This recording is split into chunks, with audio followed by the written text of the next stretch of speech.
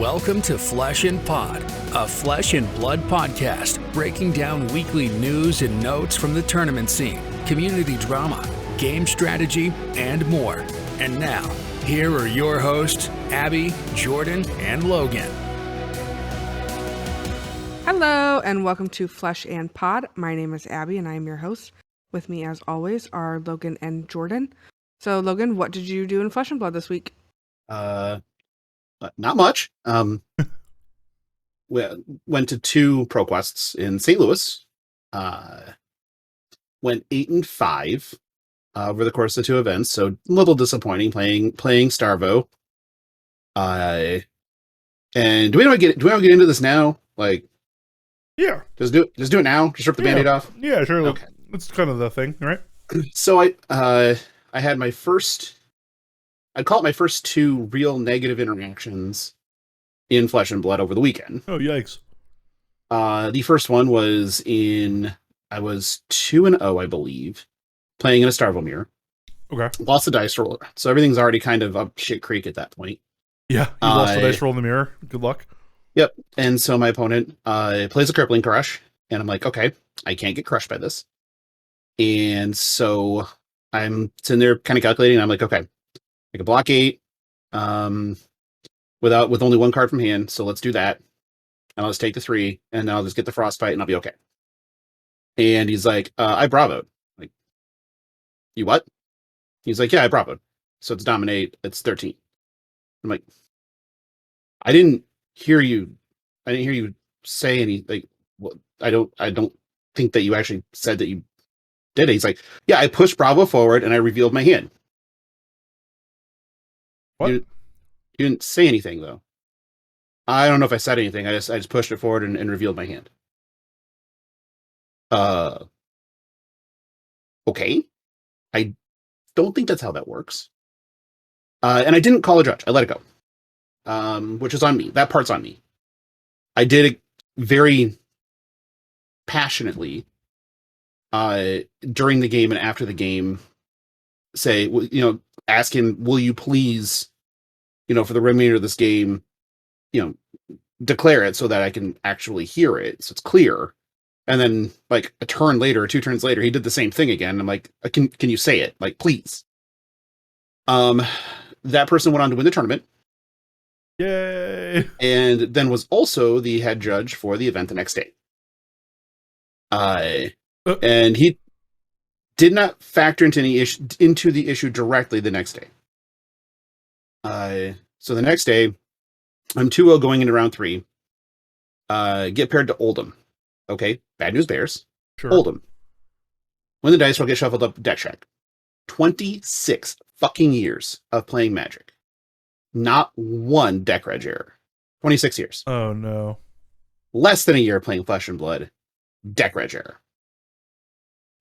So now I'm on the play in one of our worst matchups with an IP2 penalty, which is effectively IP3. I don't know if you know how that works, but your opening hand is 3 cards, your next draw is 3 cards, and your next draw is 3 cards. Wait, what?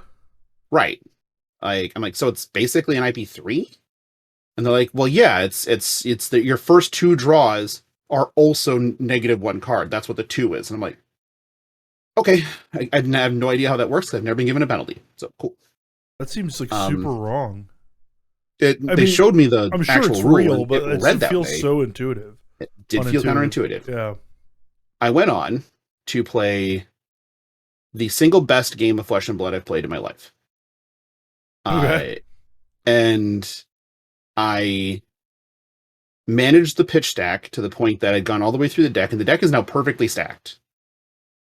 And my opponent had done a lot of sharky things, including multiple times trying to defense react with Olden twice in a turn. Oh, well, that's not what the card says. Trying to fast forward into drawing his hand so I couldn't Crown of Seeds at the end of their turn. Oh, nope, we don't do that either. Trying to peel Tunic resources with Channel Mount Heroic going. What? And my thought process in a lot of this was like, maybe they're just very new to this, but my carmate had played them the round earlier, and none of these were issues. So it felt like it was just one of those, oh god, I'm going to lose, I need to start finding an edge. Sure. And then immediately when there's now bystanders watching it, because we had a 24-minute time extension because I'm a fuck up, he's sitting there just now bemoaning how unlucky he is. And I'm like, dude, I have stacked my deck. I know what's coming. And this is an Oakenold in my arsenal. This is a Pulse of Volthaven in my hand. This is an Earth card in my hand. One of the next two cards is Pulse of Volthaven. So if you can't kill me, you're dead. And he's just like, that's not true. I mean, you didn't stack like that. And so he comes in, whatever. And then here you go, you're dead. Yeah. And the Salt I'd never have had an opponent as crazy, just salty, and a very young kid, as this one was. And I was just like, oh, come on, man. Like, Yikes. Yeah. So it takes the wind out of your sails a lot. And kind of ruins it was a marathon. Yeah, it was a marathon. Like I was sitting in that chair between like the extension and in the deck reg and everything else. It was a 70-minute round for me. Yeah. And so then immediately into the next round, because we were obviously the last match that ended. And so I think that so I would lose the next two. One of them, I don't know if I played poorly. I don't think I did. But yeah, that happened. And then I definitely on day one, I lost to myself because my car mate was playing. We were both playing literally the same 80 cards.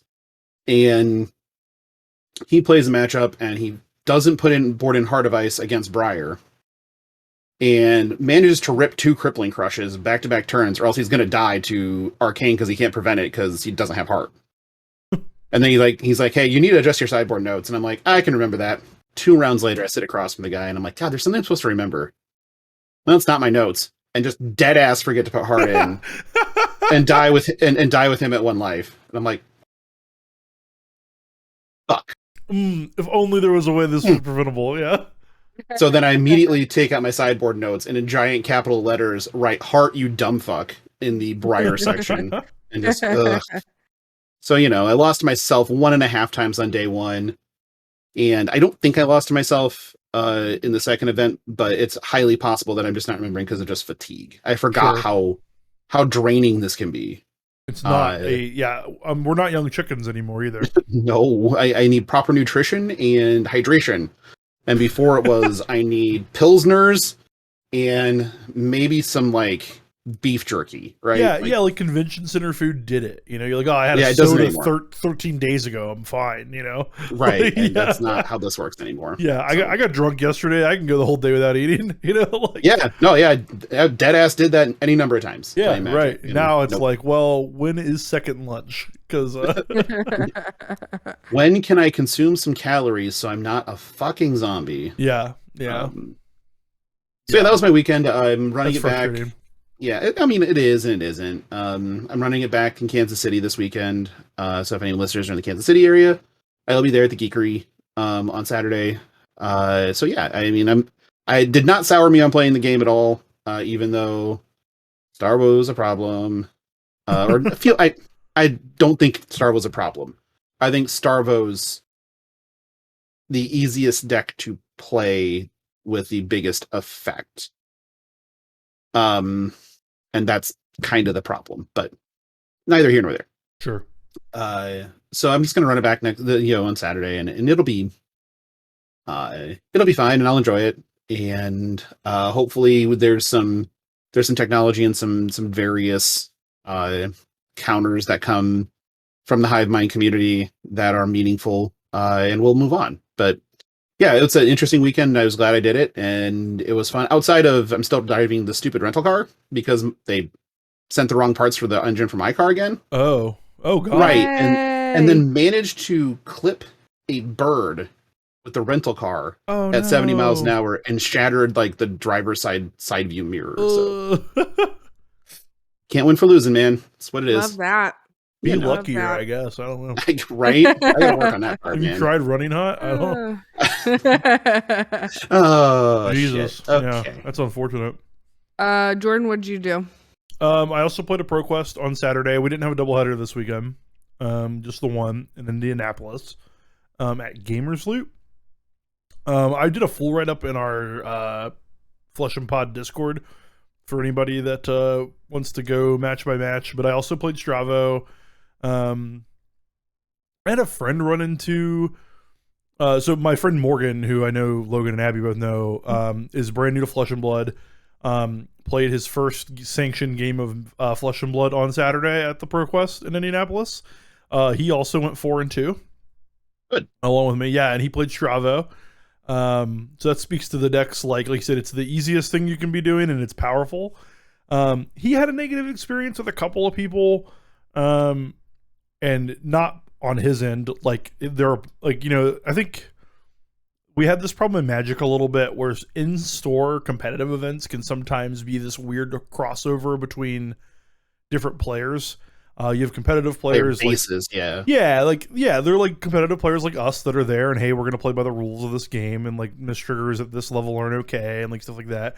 Then you have the people that are like, oh, this is just my local store, and they said they were having a tournament, and I'm here to play in my store's tournament, and then it's a much more casual environment. So, like one of Morgan's opponents, I think I'm probably misremembering, and he'll let me know. But I think somebody missed like a tunic trigger and then like did a couple of actions and then later realized they needed the third counter to like do everything and wanted to put it on there. And Morgan was like, hey, like that ship has sailed, and that person was upset pretty audibly. So that had happened. And there was something where Morgan's new to the game and thought for Channel Lake Frigid, you had to reveal ice cards from your hand. Oh, well, he could still pay the cumulative upkeep. Like he still had pitched a sufficient amount of ice cards, but he just like showed his opponent. He's like, yeah, here I have 2 ice cards in my hand. And so after the game, this was the same opponent. After the game, the opponent was trying to equate them as the same to like his buddies with Morgan still there. He was like, yeah, I let him have a take back when he just showed me Channel Lake Frigid cards, and he wouldn't let me have a take back with Tunic. Morgan was, I think that's exactly what it was. And Morgan's just like, wait a minute, one of them is purely upside for you. The other one is not the same. These are not the same. It's not like you let me keep a Channel Lake that I didn't deserve to keep. I just was a goofball and showed you my hand. Like, Also, last thing about Morgan, he knew how to read, so I'm kind of just curious what happened, like where literacy came in to his life. Well, no, so I did have to put pictures of what all the cards did on, like it was drawing cumulative upkeep for ice cards. That is a hell of a picture, let me tell you. He figured it out. No, yeah. So he had kind of an awkward run in. A couple of people, like of the 2 matches I birded of his, everybody was like more mad at the Stravo effect than they were like him, but he's the target for that, abuse. Which, by the way, if you're mad about Stravo, do not take that out on your Stravo opponent. Like that makes you a piece of garbage. If you're like, I did try to mitigate that when I was playing, but I just when revealing heroes, I just announced loudly and proudly that I'm the villain. Yeah. Like if you're the Stravo player and you want to soften the blow, like lean into the role a little bit. Yeah. Like I played a match against a Bolton guy where I did it every turn. And the only damage I took was literally out of like, I thought the guy was nice and didn't think it'd be fun to go 40-0. So like, I kind of just didn't crown one turn when I could have prevented it. And every turn I was like, yep, this card's stupid. Here you go. I'm going to attack you for 13 and you can't do anything about it. Yeah, I did 40-0 a chain opponent. So, just like, if you're the opponent to Stravo and you like attack your opponent for plays, you're just a piece of garbage. Don't do that. I prefer. Oh, and yeah, I'm with you. How many people were in India? I guess I didn't. 40. I want to say 40. Oof. God, I wish. About half the field was Stravos. It was 95. That's in Yankees. Forge and Fire. Oh, thank you. And 60 the next day at Lotus Lookout. And in both fields, you had 2 top 8 Nats players, and neither of them made the top 8 on either day. Oh, wow. Jesus. It was a field, man. I lost to Michael Hamilton. That's a good player. Father Oldham, yeah. Mm-hmm. He beat the brakes off of me. That is one. So I went 4-2. Like I said, I lost to our friend in Columbus Testing Partners. His name's Derek. He was playing Chain. Derek is much better than me. I think he had top 32 in Cincinnati. He's like very good. And then I lost to Michael Hamilton. Where it was just defensive reacts on Oldham are just impossible. Yeah. I also didn't play well against Michael. As I admitted in my write-up, I was a little more nervous than I ever have been playing cards because I know that I'm not as good at Fab as I was Magic. So the idea of playing somebody of Michael's caliber, It was pretty funny because we were chatting up about, hey, what do you think about selling PTIs? And he goes, honestly, I'm not really sure, but it's good for me, so I guess I like it. He's Beautiful. Like, he's like, yeah, I'm one of the few people in the world that have like Multiple them to sell, like, and he won the Pro Tour qualifier. The Pro Quest. Yeah, he won the Pro Quest. So I think he can sell his PTI, and he did say, he goes, if I win, I will probably sell this one. Like, he goes, $1,000 like funds 2 tournaments. Like, yeah. And I can't blame a guy for doing the system that's there. So did you slam a grind in front of him, just like straight 1K? Here you go, buddy. No, I said, hey, can I get a discount on it? And he goes, well, what would your discount be? And I said, you would just give it to me. And he goes, we can talk That's about a it discount. later. I said, we can talk about it later. He goes, we can talk about it later. And I was like, I feel like it's a soft no, Michael. Yeah, it really does. You could just say no. But no, I had a great weekend, man. I went in with the mindset of I just want to sling some cards with my friends. Columbus put 1, 2, 3 people in the top 8. Like Derek to beat me in round 2 was there.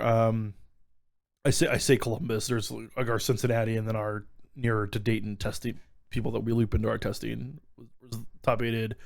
The rest of us top 16'd. Everybody else from Columbus top 16. So it's a good showing. Yeah, I top 6. I think we top 16 the second one. I did not top 16 the first one, but so how many people did we have? We had 1, 2, 3, 4, 5, 6. Is what I'm thinking of. 6 of all 6 of us top 16. So that felt really good. The good convert. Yeah. None of us got the PT, obviously, but like I think we can't be upset about 6 16s.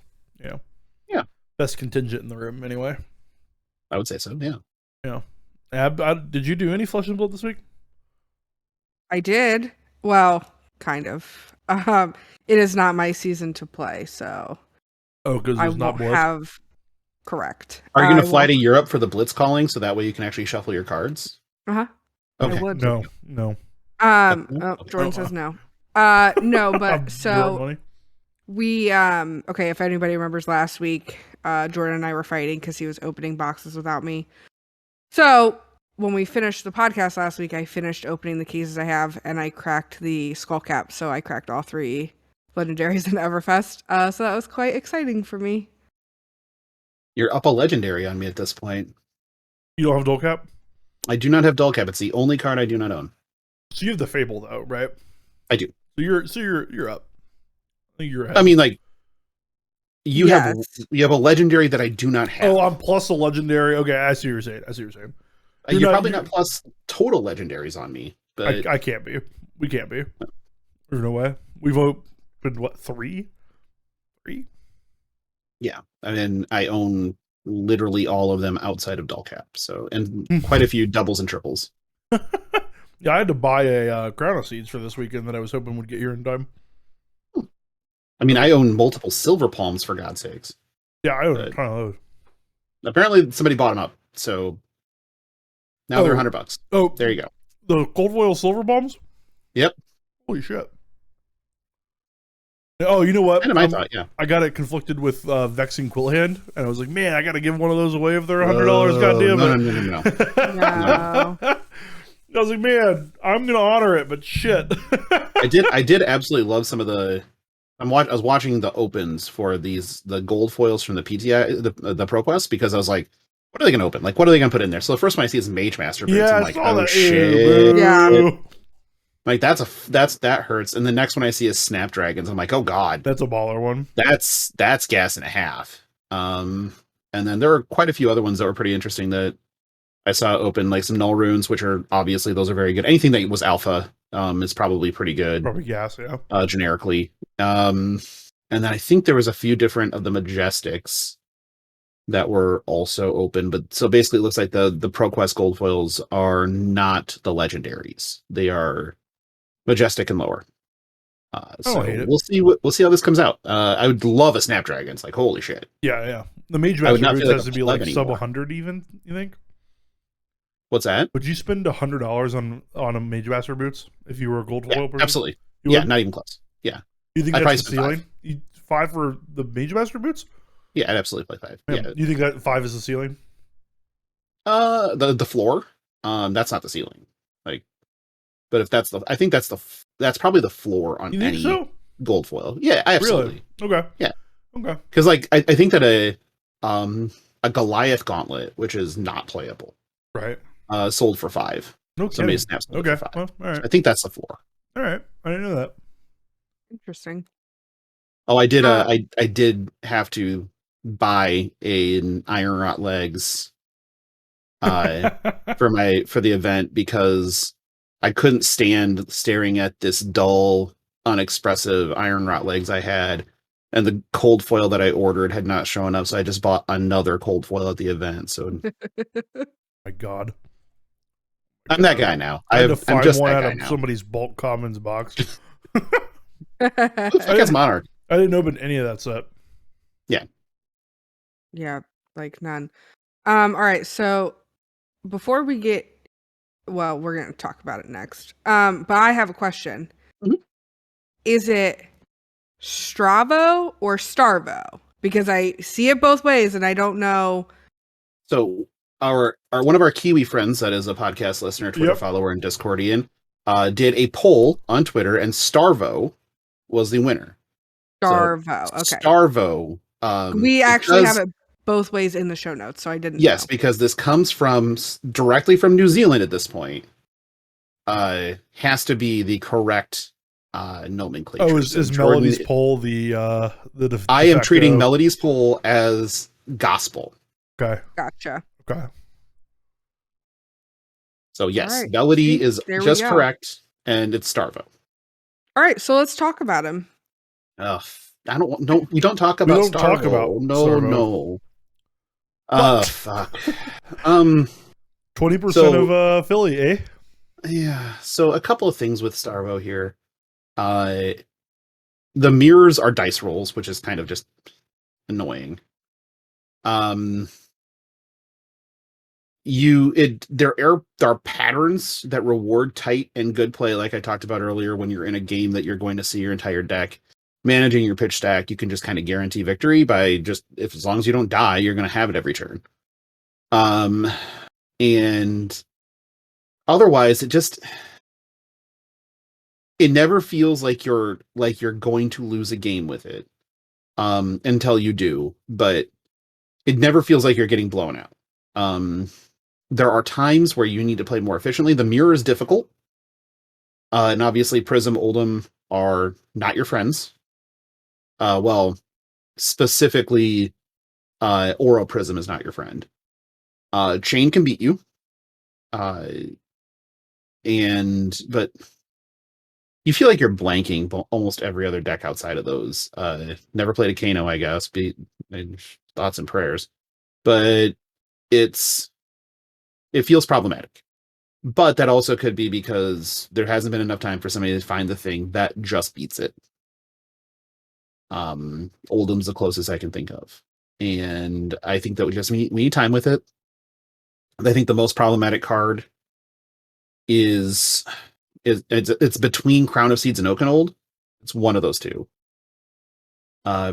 Because the play pattern of Crown, prevent a damage, have floating resources, to then just block with shield and then legs if you need to just prevent an easy 4 in a turn with basically sacrificing no card advantage is a lot. And Oakenold, if you just look at the fucking picture, Oakenold should just be an Oldham specialization. Like, why isn't it? It's just the dude is on the fucking card. Like, why are we letting Bravo have this? He's literally Oakenold, isn't he? Like, yes. How is this not an Oldham specialization? So that's my 2 cents on it. I don't think it's unbeatable. I don't think it's that big of a problem. I don't think it's Briar levels. I think people are treating it and playing it like it is, because there are certain matchups you can kind of just flip the switch off in your brain and kind of keep the mental energy that you would need for the more difficult matchups, because what are they going to do? For the deck that can't block, you're going to strip their hand and they're going to be dead in 5 swings. Sure. Who cares? So yeah, I think that there's some toxic play patterns, but I don't think it's as the sky is falling as a lot of people do. Yeah, I think one of the biggest problem we might have with it is, like we talked about earlier, how easy it is to play, and with how great a percentage of the field might show up as a result of that. That is the scary thing. I do think it'll get figured out. I hear people that think, hey, maybe it's just not even worth seeing. Let's just do something now. I don't hate that idea, but It has access to the largest card pool of any hero Yep. in app ever. Yep. So like it's on its face absurd, you know. Mhm. But so my biggest worry comes from just the sheer percentages that we'll see of it, and making that and that being a problem just via the math of it being there in numbers. But like it was 20% of the field in Philadelphia, and what 5 of the top 8. Like, oh my god. yeah, and like I said, if you play it super clean, where it's like, okay, your goal every turn is going to be to always have an Earth card as your arsenal card, so that when you pitch for your crown, your Earth card goes in, and then the next card, and the card you want to pitch for crown it's going to be your double, but ideally it's either ice or lightning, and then you just keep the alternation going when you're then doing your pitch stack as you go. So it's always Earth, ice, lightning, Earth, ice, lightning, Earth, ice, lightning. Right.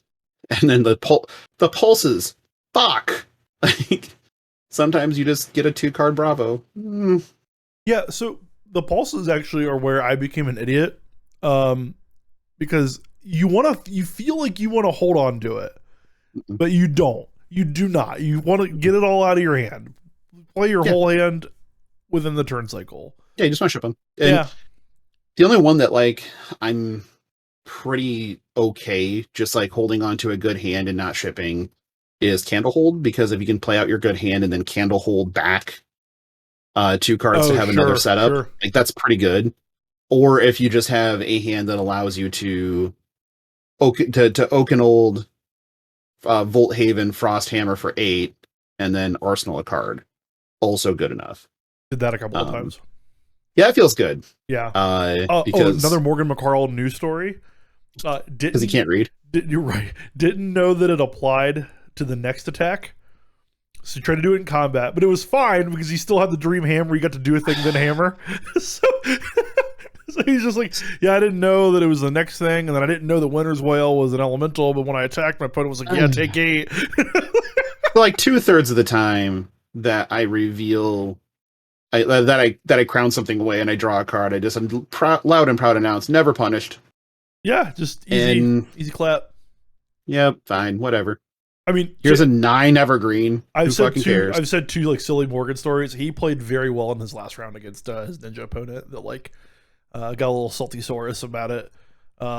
His opponent was doing the, man, if I had only played better, I would have won rant, you know? Oh, yeah. Like the, man, if I would have blocked differently 3 turns ago, this game would have been way different. Yeah, man, I'm sure if you played better than me, you would have won, bud. Like that, yeah. I don't doubt it, friend.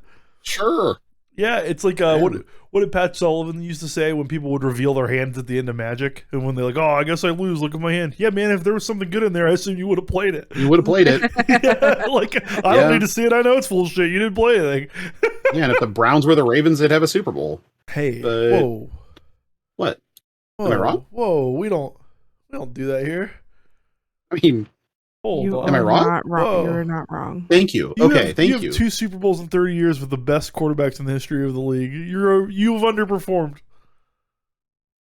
I have not done any performing. That's fair. I am a fat man on a couch drinking beer, rooting. I've done nothing to contribute. That's a great point. I'm a shareholder. I own the company. I am a shareholder, but yeah. Are we all shareholders of the Packers? We are all shareholders. Oh my gosh, we can go together this year. We can. We can attend. Green Bay Packers. I haven't been. I've only been once. We should still be a bread podcast, I think. Before we're a football pod. I do like bread. Yeah. No, football has to go. My love of football supersedes my love. It was my car mate's birthday, and I didn't know it until Friday when it was his birthday, and I'm like, holy shit, yeah, Dagan. And I'm like, okay, I'll buy you dinner, man. Like, yeah, it's your birthday. Happy birthday, right? And I'm like, what's your favorite type of food? He's like, I don't know, Italian food. I'm like, okay, what's the best Italian food? He's like Olive Garden. I'm like, oh fuck, buddy. Time to fix this. So we roll into this like really good restaurant in St. Louis, really good Italian restaurant, and I just put that boy into a food coma with like, they made like house garlic butter that Oh, we were wow. just dipping garlic bread and toasted ravioli in, and it was just gas. Like I was having her bring me more, the server bring me more constantly. And the he just dream. kind of he learned quickly. That Olive Garden is not the play. Abigail loves Olive Garden. Okay, first off, why are you using my full name? Because I'm disappointed in you for loving Olive Garden. Second off, okay, it's not my favorite, but I will go to Olive Garden. I get the whitest thing you can get at an Italian restaurant. Spaghetti meatballs? No, chicken it's parmesan. even a step worse. Yeah. I get fried chicken and spaghetti. Yep. Very basic. I will eat that shit anywhere. I am obsessed. I love it. So if One of my I'm favorite ever in foods. Columbus with you guys, I guarantee you I can make you a chicken parm that is better than anything you've had in a restaurant. Probably. Okay. I'll eat I'm it more too. than happy to do it. Yeah, more than happy to do it. So funny. Fap House, time to cook chicken parm. Yes. Yeah. Let's just Fap House chicken parm. Yeah, Oh Jesus, we can just put a sign out. Chicken parm at the Fap. that's right. You're That'd right. be We a can't real do party. that. We can't do that. I'm excited about fapping and chicken parm. Jesus Christ, I didn't know we were into white sauce on our chicken parm. Oh no. Oh wow. Abby, get me All out of here. right. Yeah. Get Okay. us out of here. So, we've got. I was not Abby. prepared. Wow. I was not prepared to have Excellent to just radio. immediately jump. Okay, so we have a quick questions guide to the Everfest rules reprise. We will put the link in the show notes, but it goes over like card interactions. There's like, I don't know, 7 or 8 on here maybe. It's mostly just interesting, or if you play if you play decks and you're wondering how some corner cases might work, it's kind of interesting. The most notable thing is Spectral Shields and Swarming Gloomveil and Arcane Damage is interesting for me. Yeah. I didn't realize how many fucking things are auras, because Swarming Gloomveil is a motherfucker of a card. Yeah. The most notable bit of that, just to not be cryptic, is so the final mode of Swarming Gloomveil is if you played or created 3 or more tokens. When it hits a hero, you can't prevent any more arcane from sources you control. So if your opponent has spectral shields left over or new spectral shields and you deal 1 arcane damage to them, it will kill all of their spectral shields. Every single one. And then deal the 1 point of damage. Or 2 in the case of a Rosetta Thorn. Yeah. Oh yeah, that's actually probably just what it would be. No, setting it up so that their spectral shields left over after they get hit with a Swarming Gloomveil is like going to be a little interesting, but like I think it's doable, right? Absolutely.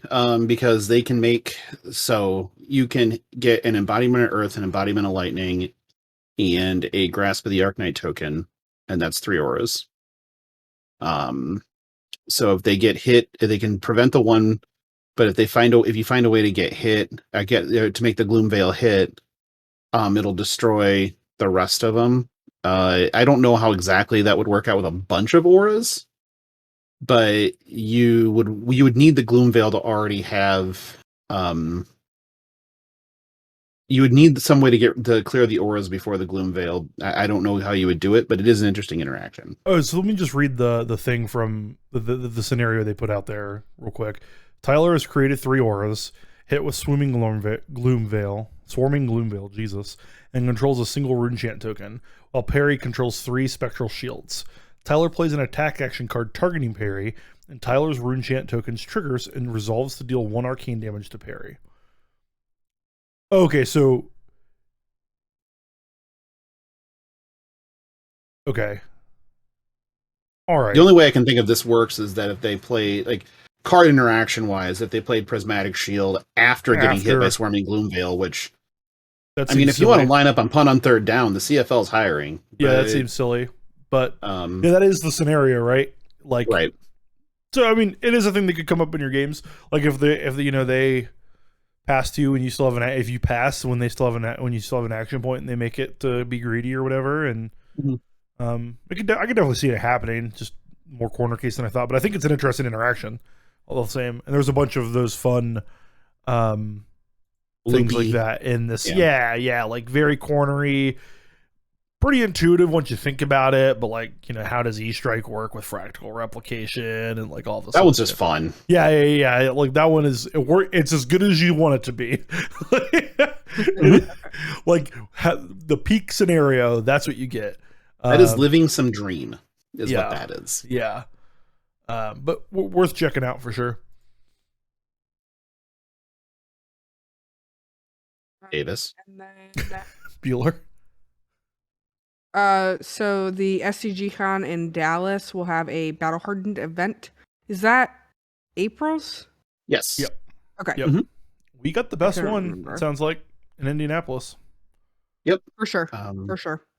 That really does. Kind of crazy that only one calling comes out of this quarter for Yeah. Yeah. I'm glad it's an indie. Yeah, I'm glad I get to go. Mhm. Right. I mean, well, yeah, regardless, because April's the first month of second quarter, right? Mm-hmm. So it was going to be one regardless if Dallas. I guess that's true. This season, I guess. Mm-hmm. Right. Yeah. Interesting. Our Reddit thread of the week is posted from Dragon Rain 12. And it is the poster is saying that since Monarch, there seems to be a quote boogeyman, or like a hero that is just busted. And their question is Starvo the next step in that pattern? And kind of like, why do we keep having that?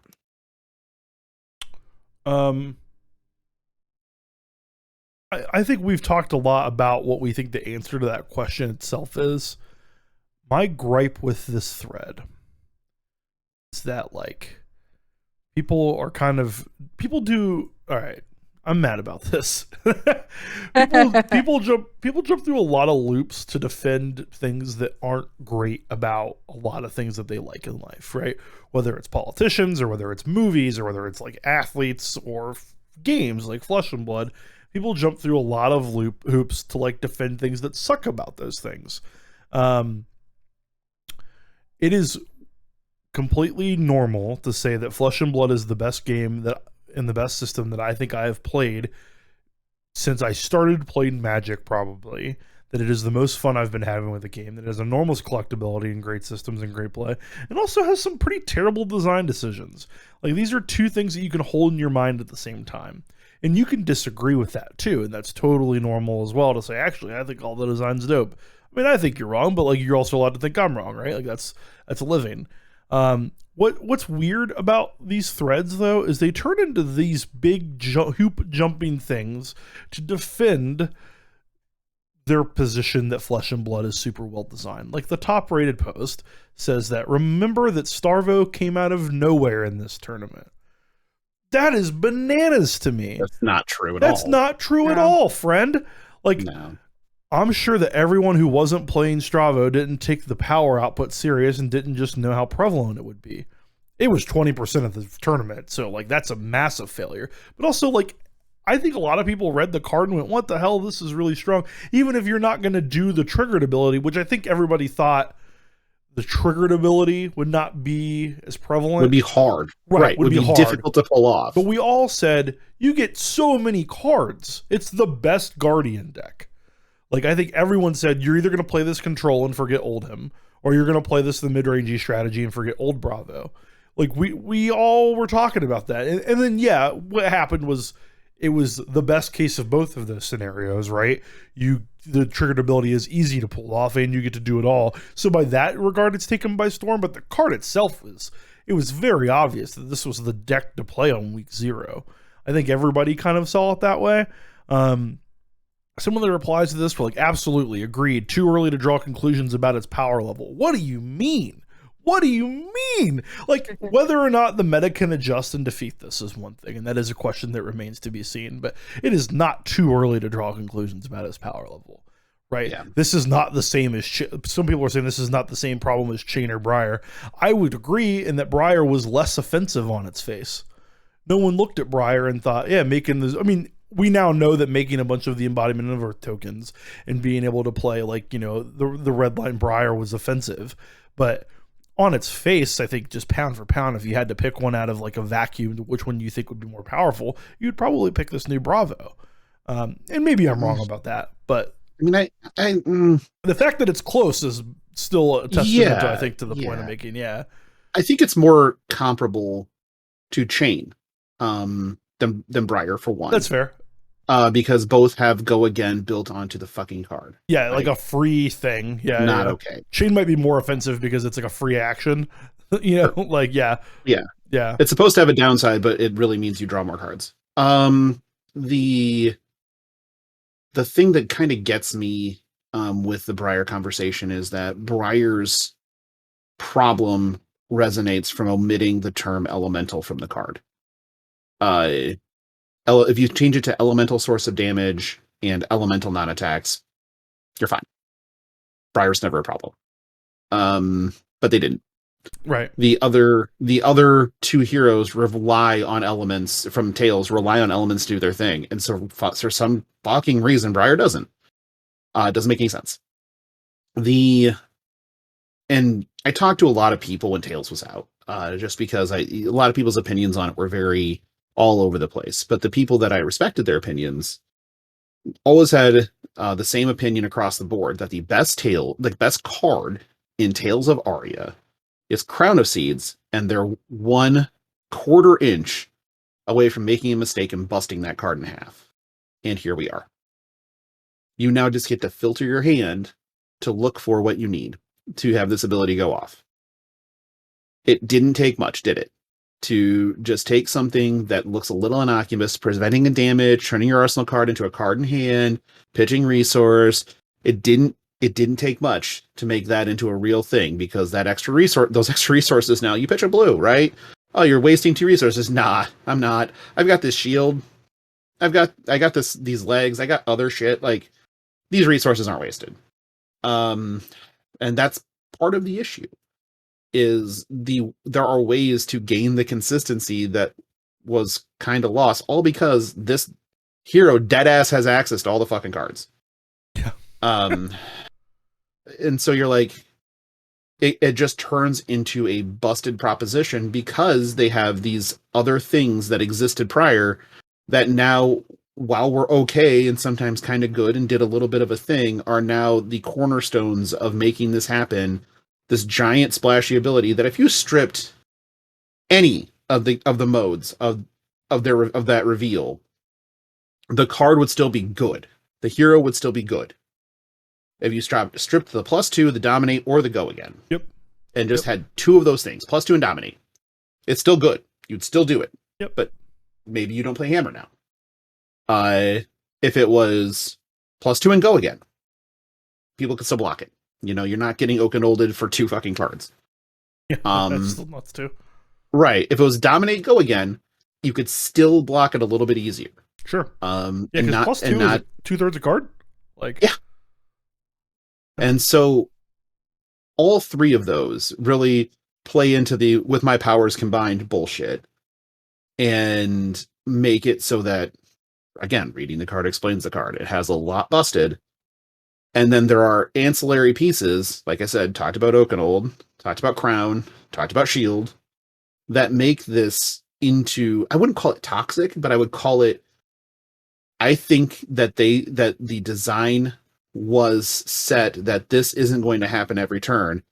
And the hive mind went, bullshit, Klaus, and it now is set up to happen every fucking turn. Yeah. Yeah. There's stuff where, like, ultimately, regardless of where Bravo ends up, I want people to feel like it's okay to just like critique the things you like, and to like think about the things you like and where they could be better. Like, Twitter is this weird place where basically everybody talks about how Flesh and Blood kind of has like a cult following to it a little bit. Capital C cult. Yeah, like big cult. Yeah, not like good movie. Not like good movie cult. Good bad. But yeah. You're right. Yeah, right. Not like Donnie Evil Darko. Dead. Yeah. Yeah. And Donnie Darko's objectively good, I think. Well, Evil Dead's a bad fucking movie, but That's true. It's fun to watch. What is it? The Room? Is that the one that's like got that cult? Oh dear God! Yes, yeah. The Room is beautiful. Yeah. Oh hi, Mark. Yeah. So, hi, Mark. But Flesh and Blood has this weird culty vibe to it, where like, oh, if you say something bad about Flesh and Blood, you just don't want the game to grow and you don't understand, and that's, man, like, you don't have to be a game designer to read Bravo and know that they made an oops of words. Like, there's some disingenuous arguments in this thread. Like, Dash was also fairly dominant at the beginning of Arcane Rising. Yeah, man, read Dash and read Bravo, star of the show, bud. Like, listen, yeah, like, I don't know. Yeah, so I played against Dash this week. He was really nice. But hi, same story. Yeah. Best match I ever, best person I've ever met in Flesh and Blood, like, that I didn't know from other stuff, you know. But no, I mean, I guess, like, it's okay to just say, hey, they're kind of having a hard time figuring out how to balance a hero that makes you want to play it, but also makes you want to like be able to beat it. And they have not shown that they can do that. And hopefully all of the stuff about Bravo is overblown, but it's also not absurd to like just give some criticism and be honest about your position. That's right now, like, Flesh and Blood's about the same age as what Ice Ages would have been in Magic. Is that right? Roughly. I think Ice Ages was 95. Oh, bud.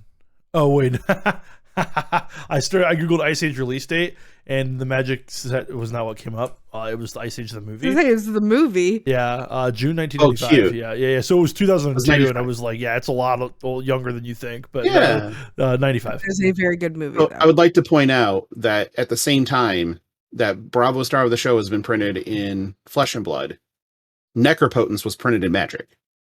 Yeah, they just didn't know. They just didn't know. The mistakes happen. Right. I don't know what that is.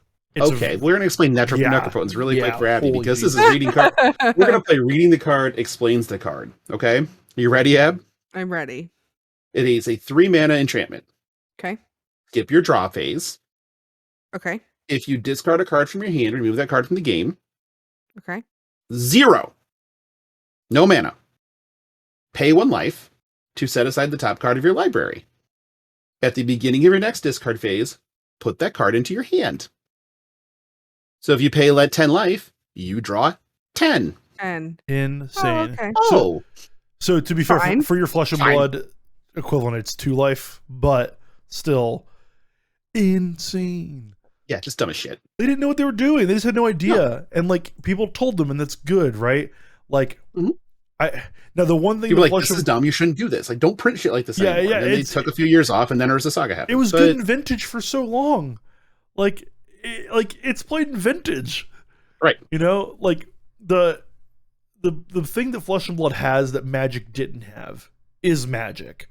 And the knowledge of tournament sphere. So where I give Flesh and Blood a little less credit, and especially Flesh and Blood stands who are like, oh, the meta will adapt to this deck and it'll be fine. First of all, maybe, but that is really the minority. We don't see that anymore because it is a lot more work to beat the number 1 deck than it is to just learn it and play it. Especially something as easy to learn as this. Right. It's going to be a lot easier to just tech for the mirror and try to win or die roll than it is to like figure out how to bust up their card hand. You know, like the go wide decks that lost a lot of power with the most recent bannings and restrictions. So, I mean, Crown of Seeds just makes it's Cry and Kodachi, right? Like, right. Oh yeah, Kodachi for 1. All right. Findel's Tunic, Crown of Seeds. Like, I have a 5-card hand. Kodachi, yeah, take 1. Whatever. Yeah, like, you know. So, yeah, I don't know, man. Like, I think we all agree on like the path Bravo can and is likely to take or is not likely to take or whatever. But I guess I just wanted to say to people, it is nuts if you think it's okay. It's okay to criticize. Yeah, it's okay to just be like, hey man, you know what? James White really doesn't seem like he knows what he's doing just yet with relative hero strength. That's it. That's cool. Like a good dude. Seems like a nice guy. He got a haircut in his most recent interview. Yeah, kind of lost the sexy dreadlock or the sexy locks that he had. Not dreadlocks, sexy locks that he had. I have opinions on that, but you can see that from my hair. Yeah. I actually got a couple inches cut off of mine the other day. but it's not as Jordan long had as so much hair, it was ridiculous. it's the most hair I've ever had in my life. But You were like a grown-up Ewok. yeah, I really was. I mean, I combed my hair, like the first time I combed my hair after I got it cut, I was like, oh, this doesn't hurt. What the heck? But yeah, like, and it's also okay to be like, hey, I think those arguments are full of shit, Jordan, that you're making, and I think these things are actually fine, and here's reasons. But like, at least be intellectually honest with yourself about them, and like the arguments you're making, especially on like quick hit spaces like Twitter. Like, just don't be in a cult. Yeah, don't be in a cult. I think that's fair. Yeah, like we've all been around, like everyone in this entire space has been around enough card games that have died that we want this one to succeed. So we're kind of oblivious to a little bit of the blind spots, right, or to the edgy spots. But like, just don't be in a cult. Yeah, I mean, I have a decent financial position in this game. I want it to survive, right? But that isn't going to make it immune to my criticism by any stretch of the imagination. Right. I'm going to say what I feel about something. I'm old and I've earned the fucking right. Yeah. And it's just like, I respect people too that have hot take opinions that they defend well, even if I disagree with them. You know, so if you do totally think that this is fine and like that we need to hold the boat and see, that's totally respectable. Like, I absolutely think you're wrong, but I totally respect your position on it, as long as like you respect your position on it, you know, and it can actually back it up. So anyway, quality of arguments is a lot of what I spend my life thinking about, and it drives me crazy when I see people say shit like, I mean, who could have seen Bravo coming? Well, yeah, that's head-assed. Like, yeah. That is James White is not going to fuck you for saying that. You know, like, yeah, you're wearing your anus as a beret, and you really need to pull that out. Was this card really that good when you looked at it? Like, dude, please, man. Yeah, I read it. James is married. Come on, man. Like. All right, so for those of you that aren't on video, Logan almost spit out his beer at that. So, it's funny. Cheers. You done? Cheers. Yeah, I'm done. Sorry. Okay. So we have 2 listener questions this week. First one is from Shuggy Time via email. I want everyone to know. Did it. I want everyone to know it has been taken care of. So we're shutting the email down. That's right. That's right. We only wanted it for one. So Shuggy Time email going in the Hall of Fame. The question is, any words of advice for getting friends from other card games into Flesh and Blood, particularly Magic friends? I just Jordan, did this. You want to start? Yeah, you're kind of the guy that has this right now. I just did this successfully, and I've got a lot more on the burner. Honestly, it's just depends on what your friends are into with Magic. Luckily, mine are the type that like to make as many decisions in a game as possible and hate that there are non-games. You know, most of my competitive Magic group were Pro Tour regulars or like Star City Game Open champion regulars and stuff like that. GP grinders. Yeah, GP grinders, right? We were very much the group of like, when I lost because of a non-game, this game sucks, right? And you don't have that in Flesh and Blood, so you can hype that stuff up a little bit. I keep blitz decks together from the sets, like the Tales of Aria blitz decks, and taught them with that, and like immediately they were like, yeah, these decks are trash, right? Can like we like play with real decks? You know, it's like, yeah, like sure. But like I said, Morgan, that we talked about on the show a lot today, he one of those guys, and he went 4-2 in his first PTQ this weekend, and he played 6 rounds in that and had played 3 games total prior. So mission accomplished. You got a couple of other guys that are like, hey, we played those blitz decks at one time. Can we do it again sometime soon? So how, I think I just talk about it a lot. And I think like we just talked about this, but like honesty helps a lot. Like, hey, this game is great because of like all like the decisions you get to make, and like there's no non-games, and like the better person wins most of the time. And this game also sucks because draws are losses, and like there's no ID, and like, you know, so, but it also adopted Magic's old Pro Tour system, and that's the best competitive which is system. The best part. Yeah, it's the best competitive system that's ever existed, and they just like yoinked it, and it's great. So, you know, be honest about it and be willing to just like, you know, be the resource. But if you come from like a commander background or something like that, like obviously you can tie into like the hero identity or whatever, but like I'm less, you know, qualified to talk about that. I know that a lot of people are really into Ultimate Pit Fight, which is kind of the commander version of I know nothing about that. Blood, and I haven't dabbled at all. I I'm not a big deck, but that was almost dirty as shit. I was about to say I'm not a big deck guy, and I was like, well, hold on, that can be easily construed otherwise. But no, I don't. I've never been a. I mean, like I have a commander deck. The reason I have a commander deck for Magic is because every now and again you just like to slam 10 grand of cards on the table and say, "Look at this."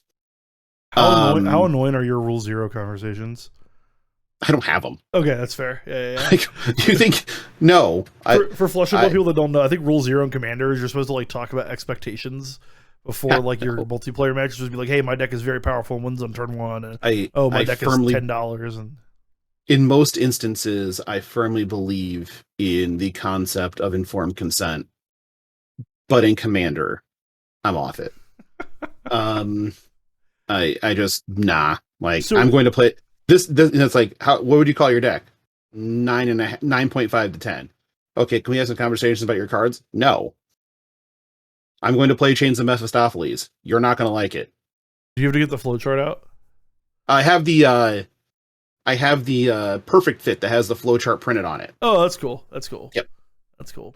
But for getting people into the game, specifically Magic friends, the easiest conversation has been, because I'm kind of like you, where a lot of my friends were in the competitive sphere. It has been, you want to compete in something? Since you can't really compete in Magic anymore, come on over. I own every card. I can build you any deck. I'm more than happy to do so if you want to start playing. So be the resource and give them the reason. So for different people's reasons, that cat is wanting that microphone. Look at her. The cat is... I have been losing this battle for like however long we've been going so far. Fair. So yeah, be the resource is totally it. Yeah, for sure. And also, kind of give them the reason. Find the reason that they may want to play. So one of my buddies, Joel, he liked the travel element. He liked to get away. He loves the cheese curds at Ram in Indianapolis. And wants a reason to have them, And so with that outlet for Magic is dead, but he can do it in Flesh and Blood. And he picked up the game quickly. He's a smart dude. Whenever he focuses on something, he's very good at it. He understands it. He does get absorbed sometimes. He is now an arm wrestling guy at any rate. But yeah, and he super enjoyed it. I entered this game with another Magic guy that likes the financial aspect as much as anything else of card games and collectibles. And so his comment to me, the reason that I have a financial position, again, smart human being, is he basically said in a message, he's like, so the more I think about it, the more I think that Flesh and Blood is on sale and we should have a position. And I'm like, it's a ringing endorsement if I've ever heard one. And he's also just very good at the game when he decides to play, but he's hyper competitive, right? So that, because again, same type of people. I don't know how to draw casual people in as well. Yeah, I do not know. Because that wasn't my scene. Ever. As a casual person, if you just give us booster packs, we will come back. Okay, I can leave all the boosties like on the sidewalk into the tournament if that's what you need. But what are we got to figure out what we're all playing for the Team Blitz event too. Blitz event too. Just remember that. Yeah. Just put Jordan on Benji because it's the most spiky deck. There we go. I'll play Kasai because I'm greedy, and then Abby can Abby, your choice. Like whatever you want. I don't know. All of them. We got time to figure it out. Yeah, we have plenty of time. Yeah, I need to get out of ProQuest season so that I can play Blitz, because Jordan will not play with Blitz decks currently. Because that's not the format that he needs to play. All right. It's rude. I mean, the ProQuest season literally lasts until the week before. Yeah, we're gonna play Blitz. Well, just relax. We're gonna play Blitz. He literally told me he would not build Blitz decks. Word for word. That day, dude, I had one coming up like a day later. Like I was about to leave for a trip. Like doesn't make her wrong. Jesus. Exactly. My God. All right. So our second question is from. The Gralma. Thank you. I am not good with letters. So LSS Is your name announced that Morgan? Sorry. What is One the last Morgan shot. can't read dicks? One last shot. So poor Morgan. he listens too. It's gonna be a banger. I know it's gonna be great. LSS announced that there are 225 pro quests. Before the PTQ season started, Starvo had 30 living legend points. From one How tournament. many will he be at when the pro quest season ends? I don't think Starvo's gonna win 162 events. I do not think so. Point Either. blank.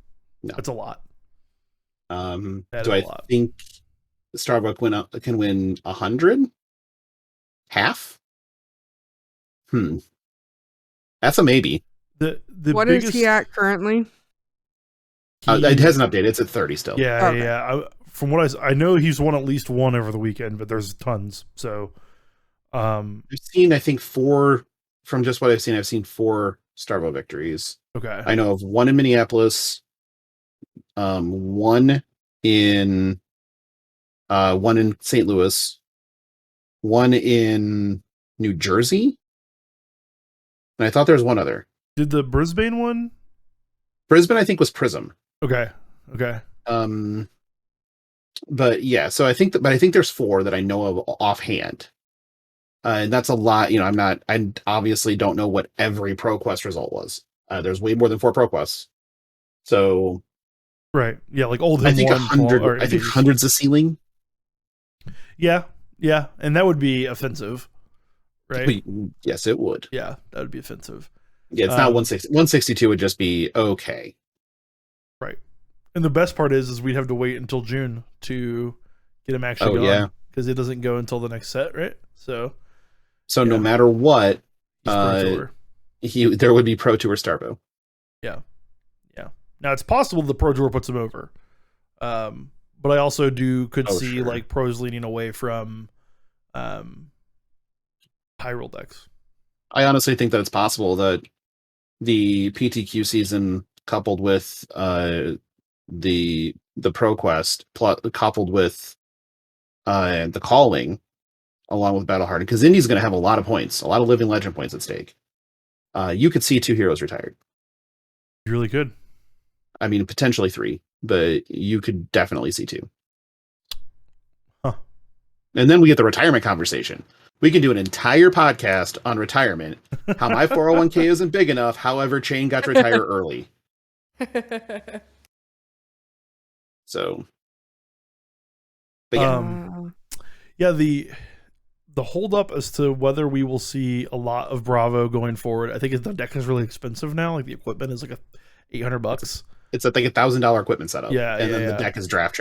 Yeah. The deck is a Tales of Aria box. Just go buy a Tales of Aria box and you'll have most of it. Pretty close. You need 3 Oakenolds and 3 channels and the pulses. Yeah, that's really it, right? Like after that, Art of War if you play it. right. Which I actually cast once this weekend. I think I did more than once, but I pitched it way more than I cast it. Yeah, I pitched it a lot. I honestly arsenaled it away a non-zero amount. Sure, but you do that with every card. True. Anyway, that's that would be wild to retire 3 heroes, or really even 1. It'd be nuts to retire even 1 this season. Like I said, I feel like in June there's a possibility for 2 retirements. There's a corner case for 3. Oh, with the Pro Tour as well. Sure. Right. Yep. Because we'll have the Pro Tour factored in too. So factored in will be this entire ProQuest season, calling Indy, Battle Hardened Indy, Battle Hardened Dallas, and calling New Jersey and Pro Tour 1.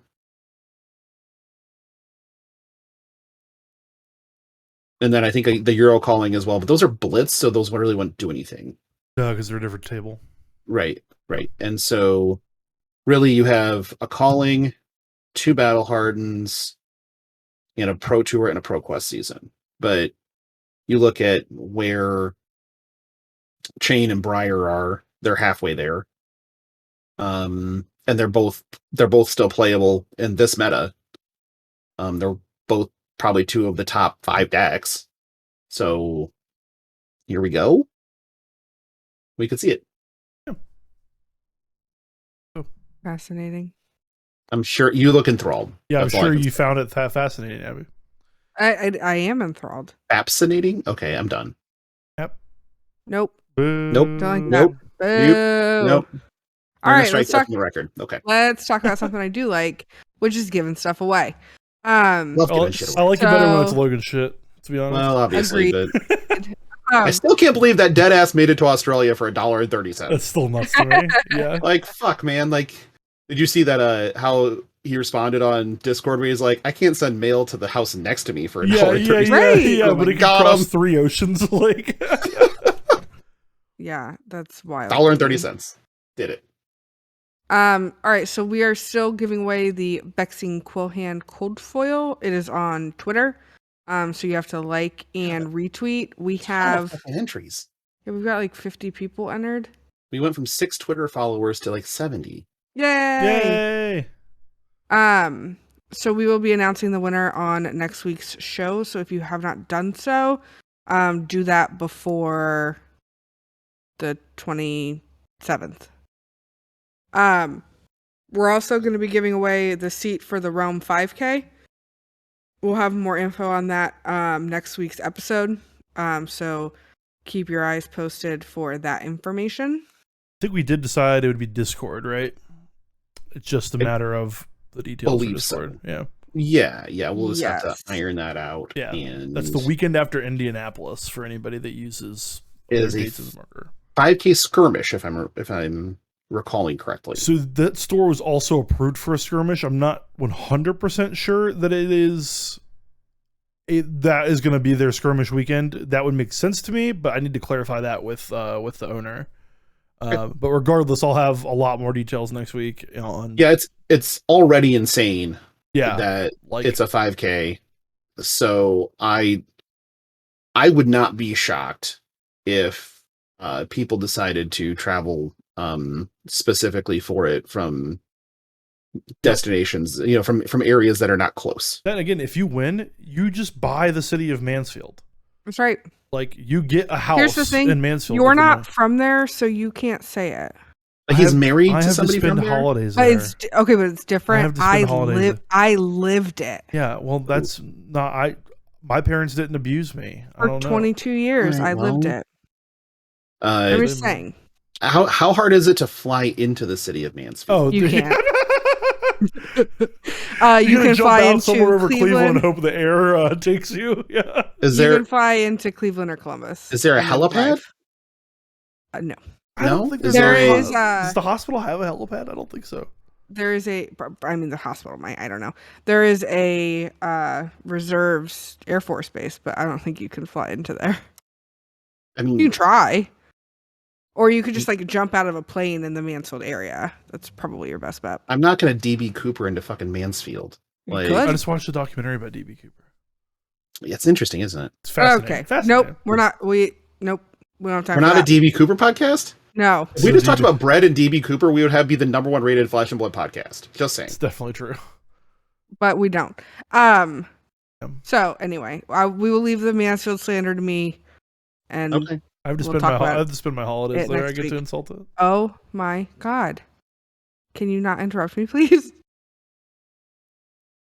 Can I make No fun of respect. Manfield? No. As always, you can find us on Twitter at FleshPod. You can join our Discord. The link will be in the show notes. You can like and subscribe on YouTube. You can give us a 5-star review on Apple. You can subscribe wherever you listen to podcasts. You can no longer email us. The email is not active since we got our one and only email. Retired. Hall of Fame. So that's not an option anymore. Sorry, folks. I know that We're you were going all to transfer very... ownership of the email to Shuggy Time, right? That's right. Just- I know we're gonna give it- everybody was very eager to do so, but it is now closed.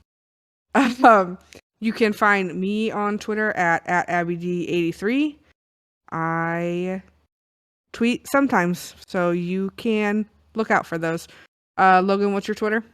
At Logan Peterson, Petersen. Do not believe the description that Jordan put into the podcast it. because he spelled my name wrong. Oh, okay, good. It should be good now. You no longer have to endure my Wordle scores. I was only never going to play until I missed. I missed after 45 days on a word that was swill. And It so was ridiculous. I missed because I guessed shill, still, and skill. Spill. Yeah, Logan and I had basically the same run that day. So it was bad. The only reason I got that one is because I got the SXILL the second try. So like I had the full slate of guesses to figure out what the second letter was. Were you still a sixer at that point though? Yeah, I was 6 out of 6. Yeah. Because swill is the last one on my list. Yes. Yeah. I tried literally all of the other ones before. I blame the New York Times and Congress. That's all I got. And I will. I tweet about things. I tweet about Flesh and Blood. I guess that's really all I tweet about now, isn't it? Damn. You're in the cult. I tweeted about NASCAR yesterday. Woo! I don't even. I don't like turning left onto a street, much less watching people do it for hours. We watched the whole thing. It was the 500. There's not enough beer in the world. The Mansfield came out. We watched it. That's right. That's right. All right. Jordan, did you already do your Twitter? I have not, but I have forgotten. It's at I'm Jerman. IMJORMAN. I tweet sports, politics, flesh and blood, kind of whatever. The world's going to hell, and I like to complain about it. So that's good. You can follow me on there, and we can chat. I pretty much respond to everybody that tweets at me. So I have a problem with just like ignoring strangers on the internet. So the Discord is still super active, which is nice. Please, God, join the Discord. It's so much fun. It just makes it easier on us too, just to engage on Discord. Yeah. I mean, Abby has office hours, but Jordan and I just don't. Almost always in there. Fire in. Yeah, it's fine. Well, people were sharing their like tournament reports over the weekend. That was really fun to watch. Like, there's a lot of pet pictures. Tons of pet pictures. To be clear, I would love to not have office hours, but I do not have that option with my job. So I'm sure if you explain to them that you're the host of a semi-popular, a moderately sized audience podcast about a trading card game, that they'd be cool. Yeah, you know what? I'll just run it up the chain and see what happens. Yeah, I'm surprised you haven't told them yet, to be honest. Yeah. All right, that is all for this week. So we will talk to you next week. Bye.